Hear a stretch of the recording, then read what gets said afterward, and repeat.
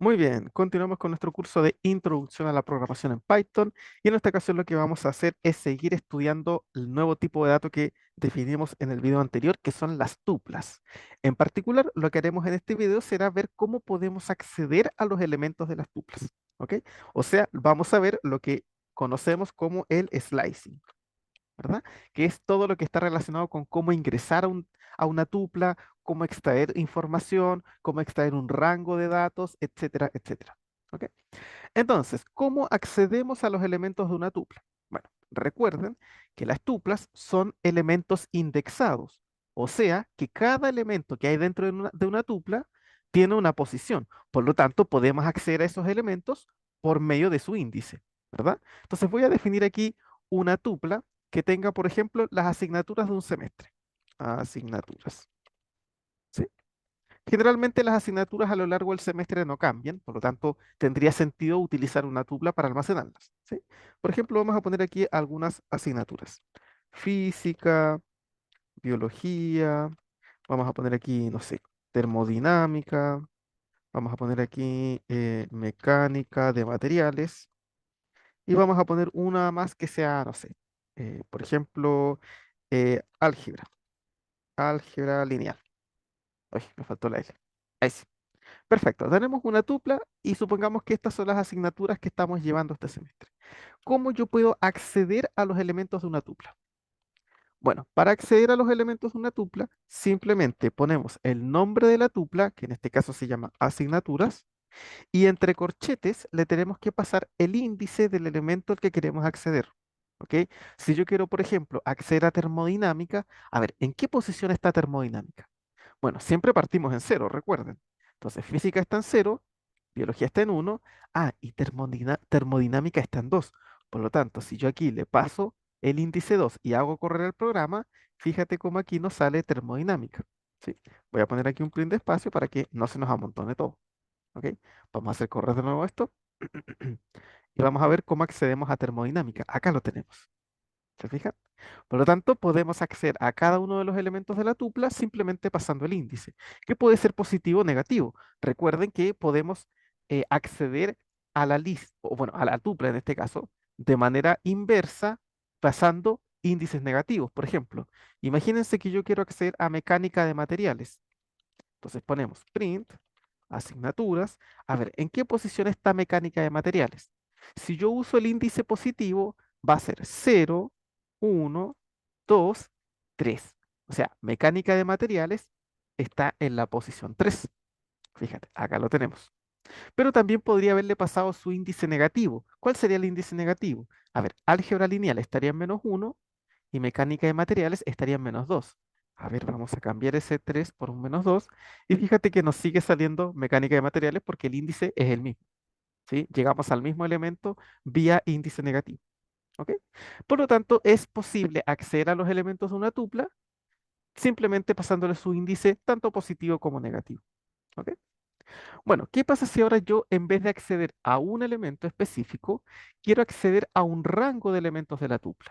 ¿Sí? O sea, por ejemplo, aquí yo podría querer sacar la asignatura biología, termodinámica y mecánica de materiales. Me quiero quedar con esas tres. ¿Cómo lo hacemos? Bueno, simplemente tenemos que pasarle los índices desde dónde hasta dónde queremos cortar. En este caso, fíjate, física está en cero, biología está en uno. O sea, yo quiero partir sacando desde el uno. Entonces pongo un uno. Y ahora, ¿hasta dónde quiero llegar? Pongo dos puntos y ahora tengo que ver hasta dónde. A ver, 1, 2 y quiero llegar hasta la posición 3, hasta mecánica de materiales, hasta 3. Por lo tanto, aquí, ¿qué es lo que tengo que poner? Un 4. ¿Por qué? Porque no se olviden de que siempre debemos sumar uno. A este extremo derecho siempre hay que sumar uno. De esa manera nos quedamos con esos elementos. Fíjense que aquí tenemos una tupla que tiene justo esos tres elementos. Y nótese que esto es una tupla. Fíjense que aquí tenemos, miren, los paréntesis. Recuerden que las listas se definen con llaves, o más bien dicho, se definen con corchetes, pero las tuplas se definen con paréntesis. ¿Ok? Así que eso es muy importante que lo vayan notando.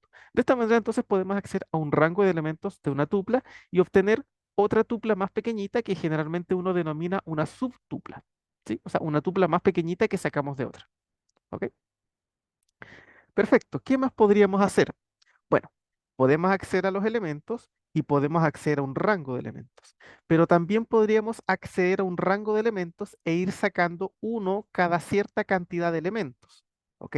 Para eso tenemos que agregar dos puntos otra vez y poner el número que nos va a decir cada cuántos elementos sacamos uno. ¿Ok? Entonces, para ejemplificar mejor esto, voy a poner otra lista que sea, por ejemplo, notas. Y voy a poner, no sé, muchas notas. 5 6 7 4 5 6 6 3 4 no sé, 6 9 6 9 5 6 4 5 7 5 5. Ya, ahí tenemos muchas notas. Ya, imagínense que yo quiero sacar todas las notas que están desde el inicio hasta ese 6 9, pero quiero ir sacando una de cada dos. ¿Ok? Entonces, ¿cómo se hace? Ponemos print, ponemos el nombre de la lista y a ver, ¿desde dónde hasta dónde queremos sacar?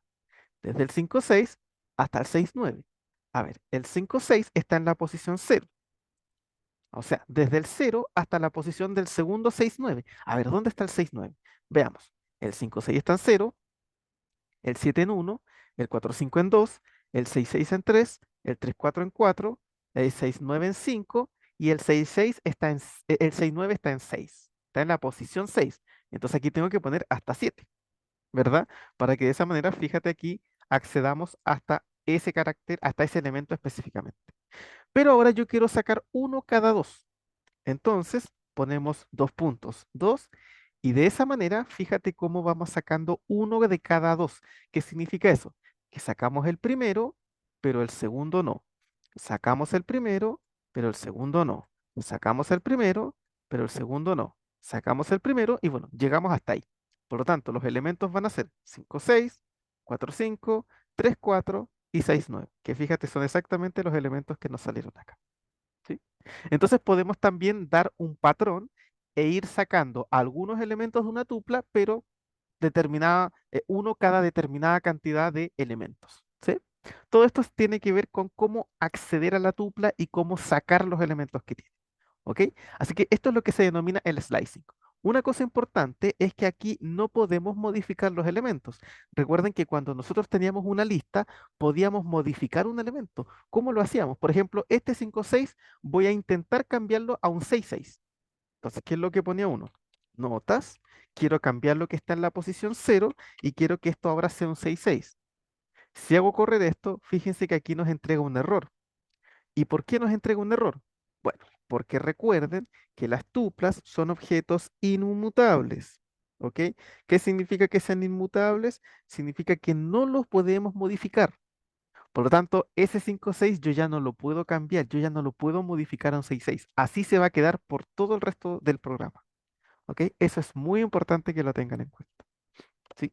Entonces, no se olviden de esa pequeña diferencia entre las listas y las tuplas. ¿Ok? Entonces, fíjense, de esta manera podemos acceder a los elementos, acceder a un rango e ir sacando uno de cada determinada cantidad de veces. ¿Sí?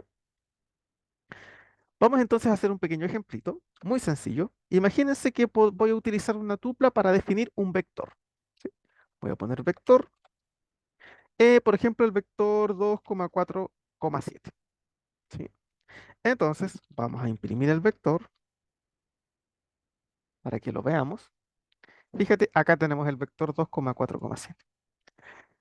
Si ustedes recuerdan, cuando nosotros trabajamos en álgebra lineal, cualquier vector de R3 se puede descomponer como una combinación lineal de los vectores I, J y K, ¿verdad? Donde I era el vector 1, 0, 0, el J el 0, 1, 0 y el K 0, 0, 1, ¿verdad? Entonces yo podría definir esos vectores. El vector I va a ser el 1, 0, 0, el J va a ser el vector 0, 1, 0 y el K va a ser el vector 0, 0, 1. ¿Se fijan? Entonces, ahora yo voy a poder descomponer este vector como una combinación lineal de esos vectores. ¿Cómo lo veríamos? Bueno, vamos a poner aquí un pequeño formateo y voy a poner que el vector que tenemos es igual a ¿quién? Bueno, es igual al primer elemento de la tupla multiplicado por el vector i. Entonces voy a poner aquí, el primer elemento de la tupla es vector en la posición 0 y eso multiplicado por el vector i más. Ahora va a ser el segundo elemento de la tupla, del vector, ¿verdad? Multiplicado por el vector j. Entonces el segundo vector está en la posición 1 y aquí lo vamos a multiplicar por el vector j. ¿Ok? Y por último, ¿qué nos falta? El último elemento de la tupla, ¿verdad? Vamos a poner aquí más. El último elemento de la tupla, que está en la posición 2 se multiplica por el vector k. ¿Ok? Uy, aquí estoy arrastrando un... Ahí sí. Eso está ahí. Ahí sí, perfecto. Ahí tenemos la combinación lineal. Entonces, fíjense, si hacemos correr esto, miren, el vector 2,4,7 es igual al vector 2 por el vector 1,0,0 más 4 por el vector 0,1,0 y más 7 por el vector 0,0,1. ¿Se dan cuenta? Esto es lo que uno denomina una combinación lineal, ¿verdad? Y recordemos que todo vector de R3 es combinación lineal de estos tres vectores, el I, el J y el K. ¿Sí? Entonces ahí tenemos un pequeño jueguito para poder utilizar tuplas, ¿sí? Por ejemplo, estos vectores, el I, el J y el K, los podemos definir perfectamente en una tupla, porque estos vectores jamás cambian. Son vectores fijos que pertenecen a la base canónica de R3. ¿Se fijan? Por lo tanto, podríamos almacenar esos valores perfectamente en una tupla. ¿Sí? Recuerden que las tuplas las utilizamos cuando queremos guardar datos que no van a cambiar a lo largo de nuestro programa. Estos tres vectores son fijos, siempre van a valer 100, 010 y 001.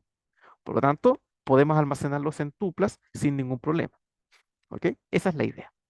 Muy bien, con eso entonces vamos finalizando este video. Cualquier duda, pregunta o consulta que tengan me la dejan en los comentarios y nos veríamos ya en un próximo video. Que estén todos muy bien.